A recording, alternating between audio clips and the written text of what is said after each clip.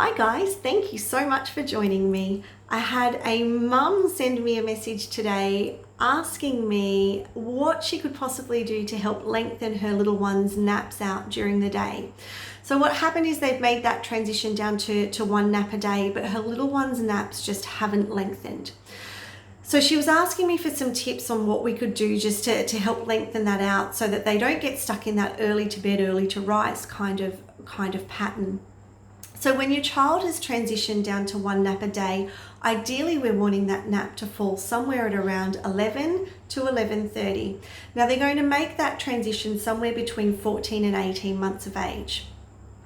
So once you've made that transition down to one nap a day, and say for instance you're not getting anything longer than one sleep cycle out of a child, I would generally say to you, you probably need to work a little bit harder to actively get that nap to lengthen out. We don't often see children when they're down to one nap a day just wake after one sleep cycle and go, oh yeah, feels so good after that one sleep cycle. They're often still needing roughly around an hour and a half to 2 hours sleep during that day to help then tie them over to that 7 o'clock bedtime. So the couple of things that you can do to help lengthen that nap out is to really ensure that your child's tummy is nice and full with solids before going down for that nap. So treat that half an hour before bedtime. Give them their lunchtime, okay? Make that lunch for your child so that you can ensure that they're going down with a nice full tummy and they're not waking up after that one sleep cycle because they are hungry. The other thing that I would like you to have a look at is checking to see how dark your child's room is. That is super, super crucial. Nap lengths happen in a really, really dark room. And the reason for that being is some children are extremely sensitive to any light creeping through into their room during their day. So during their daytime hours, we need their body to turn their serotonin into their sleep hormone melatonin. So that's used for inducing sleep and sustaining sleep. So again, we want that to be nice and high in their body so that they're going to have a reasonably decent nap length to help them then cope with getting through their day.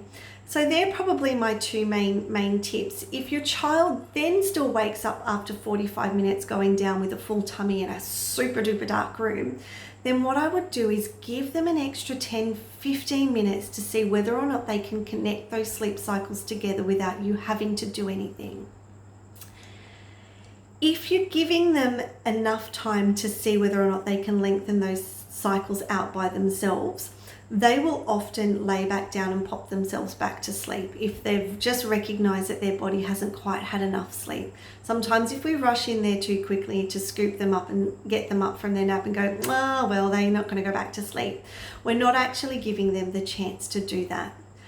The other thing that I want you to check to ensure that your child's getting the quality sleep that they need during that one nap a day and getting over that one sleep cycle is to ensure that they're self-settling at that nap time. So completely and utterly independently popping themselves to sleep without you having to do anything external.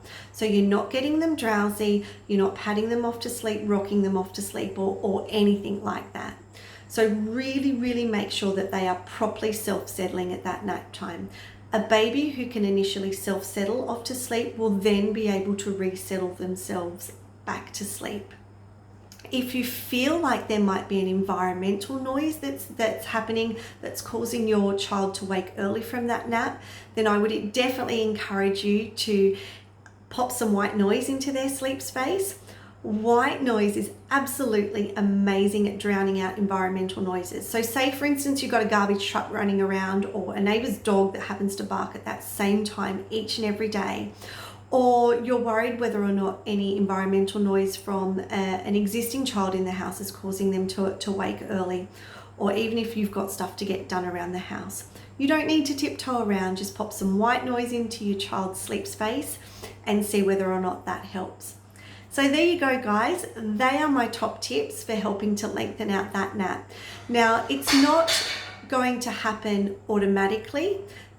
I would say, sometimes it can take 1 to 2 weeks to see that nap lengthen out as best you can till you get to that optimal time or sleep time that your child needs for that day.